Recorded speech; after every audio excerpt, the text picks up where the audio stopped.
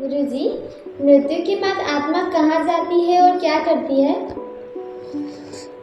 हमने इसके पहले बातचीत करी है कि मृत्यु के बाद भी जीवन है, तो ये आपका दूसरा सवाल भी महत्व रखता है।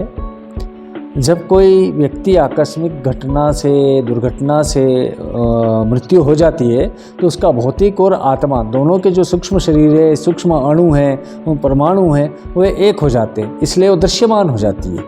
वहीं पर ये जो जीवन भी है और मृत्यु भी है, ये कह सकते हैं। मतलब आधा जीवन जी रही है, पूर्ण तौर पे उसकी मुक्ति नहीं हुई है और मृत्यु उसके शरीर की हो चुकी है। यानी शरीर से मृत, किंतु शरीर आत्मा के आंशिक जीते हुए परिणामित होते हैं। सामान्य मृत्यु प्राप्त व्यक्ति तो निर्धारित आत्मा की यात्रा से पुनर्जन्म को प्राप्त कर लेता है, जो कि एक लंबा समय होता है। यानी कि जो सहज मृत्यु होती है, जिनकी जितना जीवन होता है उसके बाद में मरते हैं, तो उनका जो पुनर्जन्म तक का समय रहता है वो थोड़ा लंबा लेता है और वो फॉर्मेशन में नहीं आता है, स्वरूप में नहीं आता है। जबकि अप्राकृतिक हो या एक्सीडेंटल डेथ्स हो तो उसमें जो आत्महत्या करने वाला व्यक्ति है, उस मृतक की आत्मा के आंशिक भौतिक और सूक्ष्म अणु मिश्रित हो जाते हैं, इसलिए बहुत जल्दी बेहद शीघ्र ही ये आकार को प्राप्त कर लेती है। जिन लोगों के अंदर लस्ट बहुत होती है, यानी वासना बहुत होती है, प्रतिशोध की इच्छा होती है, तीव्र इच्छाएं होती है, लालच होता है, या फिर कोई ना कोई किसी कर्म को करने की, जो रह गया कर्म उसको करने की इच्छा बहुत तगड़ी होती है, तो किसी भी प्रकार से ये आत्मा को विश्राम नहीं दे पाता, शांति नहीं मिल पाती उस आत्मा को, यानी कि डीप रिलैक्सेशन स्टेज में जाने नहीं देती, इसलिए ये भटकती रहती है। ऐसी आत्माओं को तांत्रिक या जो नॉलेजेबल पर्सन से अध्यात्म के, पराविज्ञान के, वो जागृत करके गुलाम कर लेते हैं। वो बात अलग है कि यही अतृप्त आत्माएं शुरुआती दौर में तो तंत्र के, तांत्रिक के अधीन होकर के काम करती है, किंतु अंततः उस तांत्रिक के अंत का कारण भी यही बन जाती है। तो ये सामान्य सा फिलॉसफी कह सकते हैं या ज्ञान कह सकते हैं कि मुक्ति ही जीवन और निर्जीवन दोनों का लक्ष्य है। जो भी निर्मित हुआ है उसका विघटन होना, उसका विलय होना, वो मुक्ति है, उसी का लक्ष्य वही है।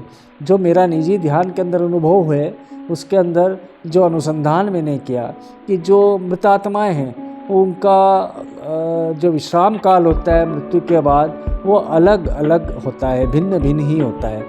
प्रत्येक आत्मा का और मृत्यु पश्चात विश्राम काल सदैव अलग रहेगा, जैसे कि उसका कोई कंफर्म टाइम नहीं है। ज़्यादातर आत्माएं जितनी हैं मरने के पश्चात उन्हें 3 वर्ष का विश्राम मिलता है। उसका कारण ये है कि पहला वर्ष जो होता है वो तो सिर्फ और सिर्फ विश्राम के लिए होता है, क्योंकि जीवन भर उसने जिया है, तो उसको जीते हुए उसको ये लगता है कि अब थोड़ा आराम किया जाए।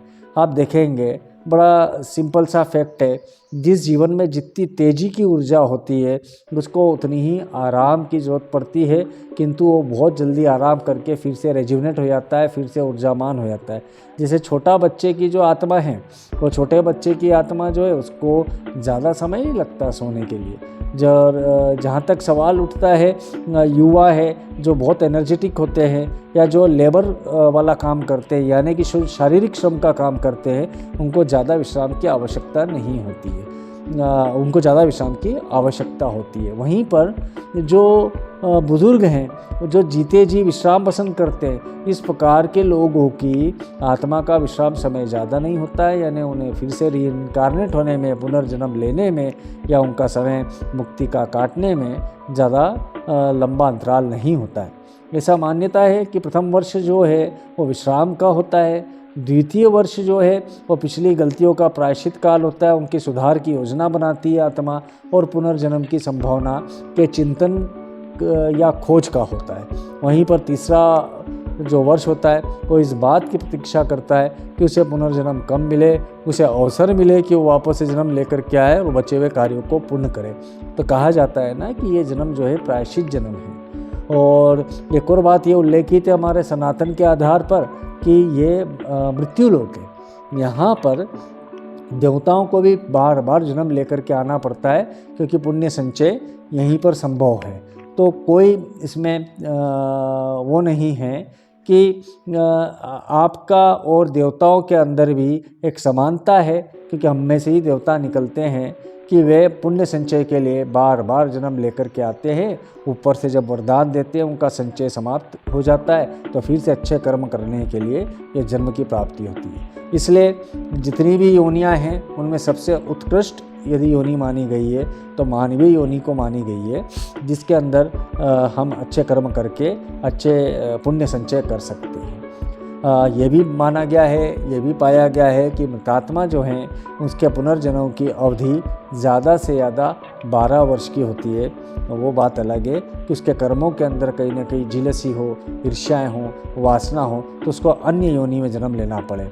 ये मान्यता है हमारे सनातन आधार की कि जिन्होंने वासनायुक्त जीवन जिया है, बेहद इच्छाओं के साथ में जीवन जिया है, वे वनस्पति वृक्ष के रूप में पुनर्जन्म रहते हैं और वो कई सैकड़ों सालों तक प्रायश्चित करके लोगों की सेवा करते रहते हैं, छांव देते रहते हैं। और कुछ आत्माओं का तो पुनर्जन्म का जो अवसर होता है वो मात्र 6 माह के अंदर हो जाता है। तो ये कुछ ऐसे भी मामले पाए गए हैं। एक स्पष्ट है कि हम इस जन्म को पूर्णतः जिएं, तब जाकर के मृत्यु के पश्चात जो आत्मा की यात्रा है वो उच्चतम रह पाए। वहाँ पर प्रायश्चित का बोध ज़्यादा ना हो, ईर्ष्या का बोध ज़्यादा ना हो। और ऐसा लिखा है यजुर्वेद के 4 अध्याय के 15वें मंत्र के अंदर कि पुनर्मनः पुनर्यायुर्म आगमः पुनः प्राणः पुनरात्मा आगमन पुनश्चक्षुः पुनः श्रोतम में आगनः। यानी कि हे ईश्वर, हम जब भी जन्म ले तो हमें शुद्ध मन मिले, पुनः आयु मिले, आरोग्य युक्त प्राण मिले, कुशल आत्मा मिले, उत्तम चक्षु मिले और भोग की प्राप्ति हो। तो ये कन्फर्म है कि हम मृत्यु के पश्चात के जीवन और हमारे जन्म के पूर्व के जीवन के बारे में ज़्यादा चिंतन न करें। ये सब इशारे हमारे शास्त्रों में इसलिए है कि हम ये जो वर्तमान का जो जीवन है इसको पूर्णतः जिए, इसके अंदर अच्छे से अच्छे कर्म करें और साथ ही हम पुण्य की प्राप्ति करें। जी।